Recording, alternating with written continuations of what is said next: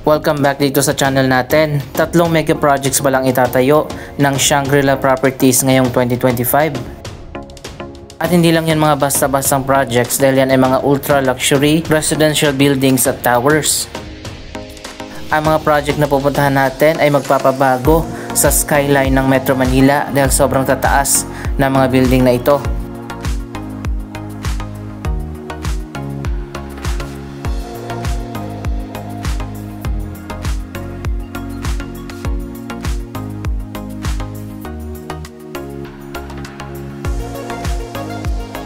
Andito tayo ngayon sa Bridgetowne, isang up-and-coming na bagong master plan community ng Robinsons. Dito itatayo ang isa sa mga project ng Shang Properties, kapartner ang Robinsons Land.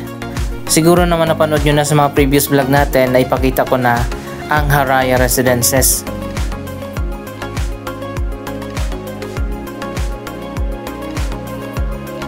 So ayan, eto na ngayon, ongoing na ang construction sa Haraya Residences.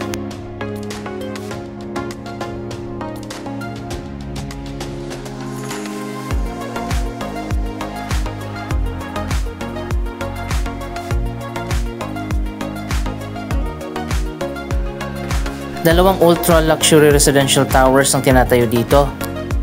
Ayon pa sa Shang Properties, ang proyektong ito ay literal na vertical exclusive village. Ang South Tower pa lang ay may taas na 224.75 meters at magkakaroon ng 57 na floors. 558 naman ang mga units. Dalawang building yung itatayo dito. Yung isa ay mas mataas kumpara sa isa pang building. Hindi ko lang alam kung ang South Tower na ba yung mataas. Yun pa lang ang ni-reveal na information, ang South Tower ng Haraya Residences.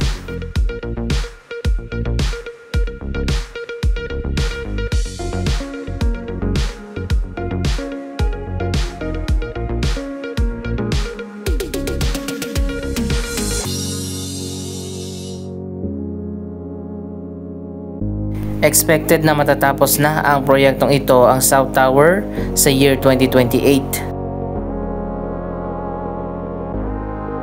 Ang Haraya Residences ang isa sa mga bagong landmark dito sa Bridgetowne.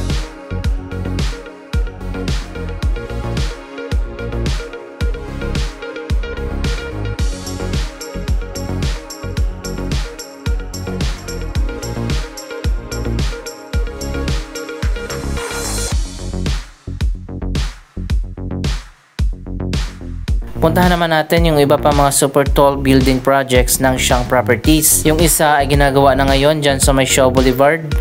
At yung isa pang project ay ongoing na ginagawa ngayon sa may Quezon City.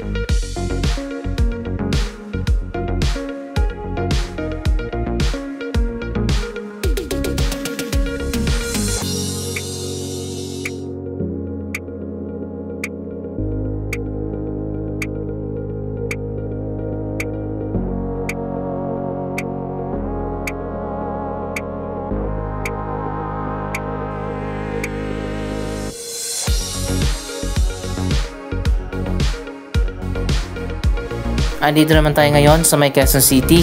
Biglang dumilim yung panahon natin, parang ulan yata. Speaking of tall buildings pala, madadaanan natin yung isang project dito. Ito sana yung pinakamataas na office building sa Quezon City.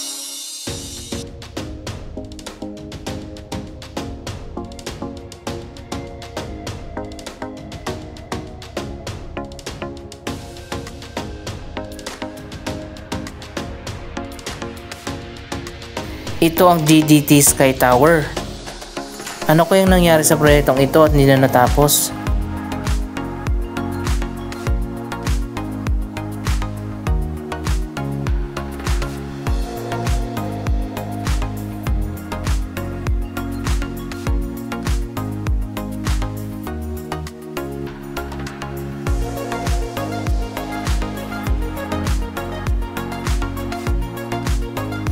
Ang Quezon City ang isa sa mga syudad sa Metro Manila na may iba't ibang developments na ongoing na ginagawa. Isa na nga dito ang Vertis North. Pero hindi dyan yung pupuntahan natin.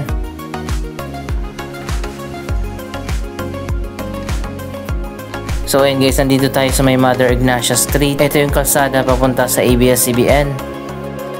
Dito nga sa kanto ng EDSA itinayo ang DDT Sky Tower. Anyway, puntahan na natin yung isa pang project ng Shangri-La malapit sa ABS-CBN.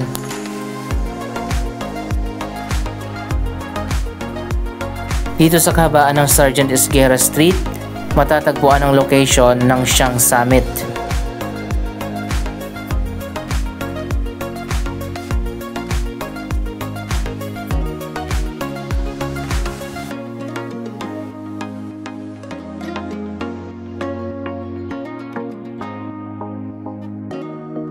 Napapagitnaan ng ABS-CBN at ng GMA ang location ng Shang Summit.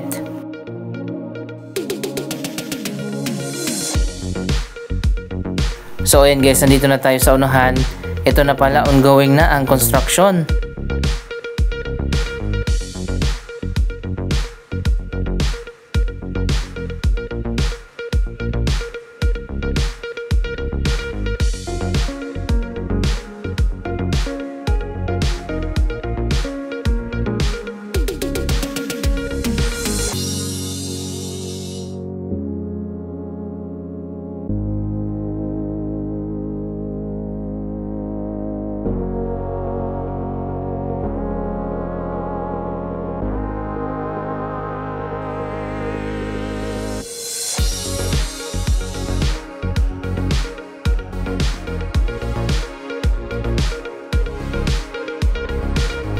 Ayon pa sa information na nakita natin, ang Shang Summit ang isa sa pinakamataas na residential building dito sa ating bansa.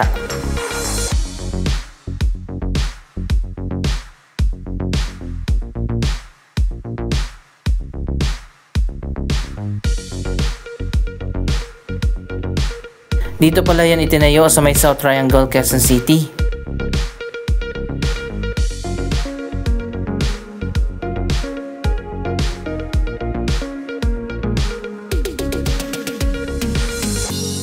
Dalawang super tall building ang itatayo dito na may taas na mahigit 250 meters.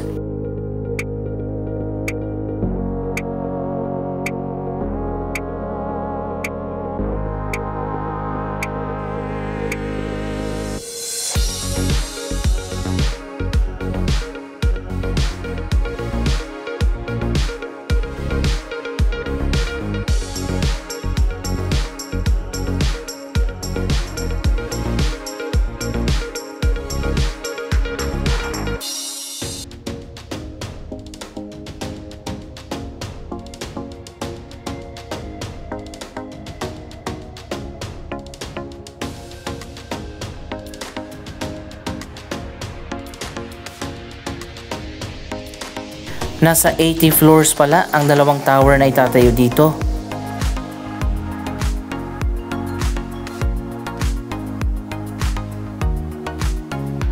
Nasa 2,000 residential units ang ito turnover dito kapag natapos na.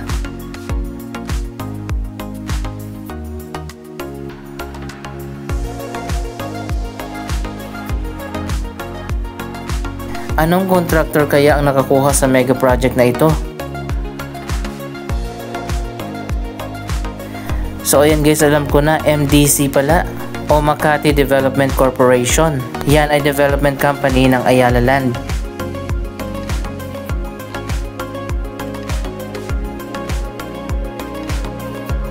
Kaya Ayala ang kinuha ng Shang Properties. 1,020 units sa East Tower, 900 naman ang units sa West Tower. Parang may similarity ang design ng Shang Summit at Haraya Residences.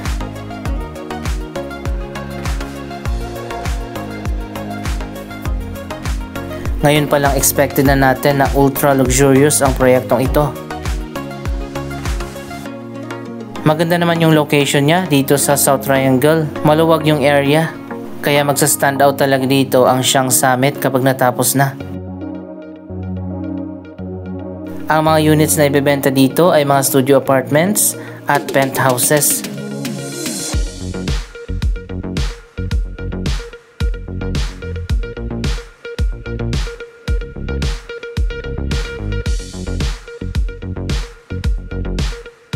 Siguro sa future malalampasan na ng Quezon City ang Makati at PGC sa mga matataas na building.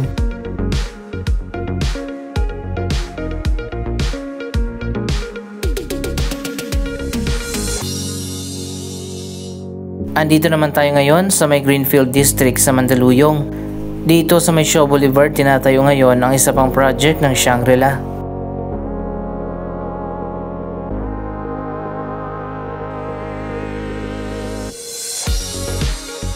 Maganda rin pala dito sa may Greenfield District. Malaki din sana ang potential dito kung na-develop lang. Dapat siguro makipag-partner sila sa malalaking developer katulad ng Ayala, SM, Robinsons o di kaya Rockwell.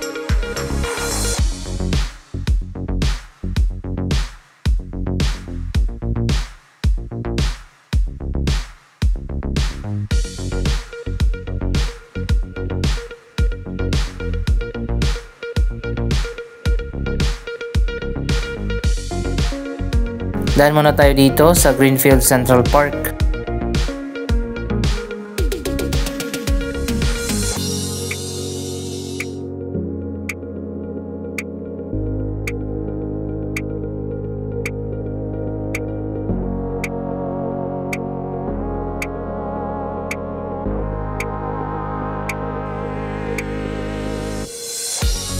At mula nga dito sa plaza ay kitang-kita na natin ang progress ng Shang One Horizon.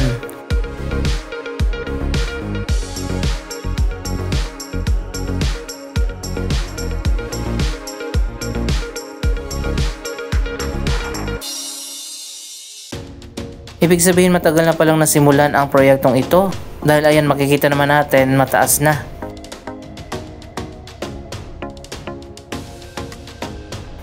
Ang Shang One Horizon ang isa sa mga bagong projects ng Shangri-La. Ang taas ng building nito ay 238 meters.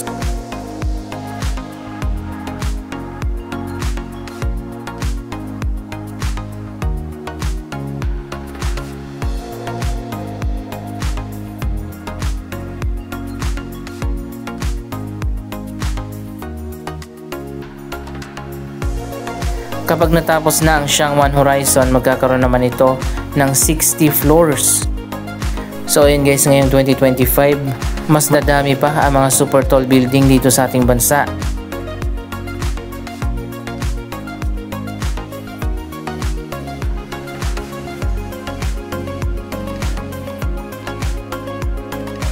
May isa pa palang project ng Shangri-La na matatapos na sa may BGC, ang Aurelia Residences. Kapartner din nila dyan ang Robinsons Land.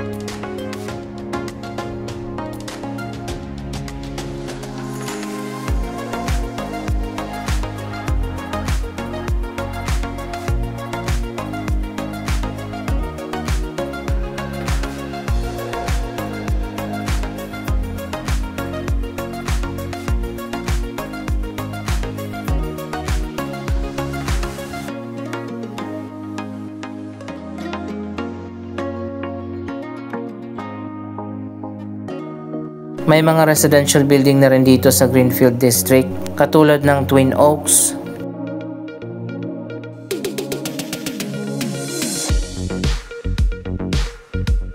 Anyway, lapitan natin ang bagong building dito sa may Shaw Boulevard.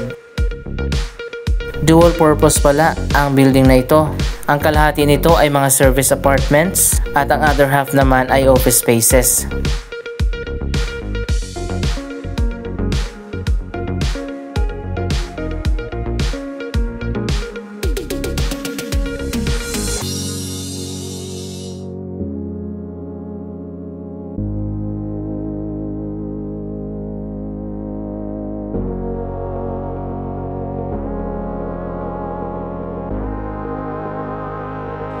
Connected pala siya dito sa likod ng Shangri-La Mall.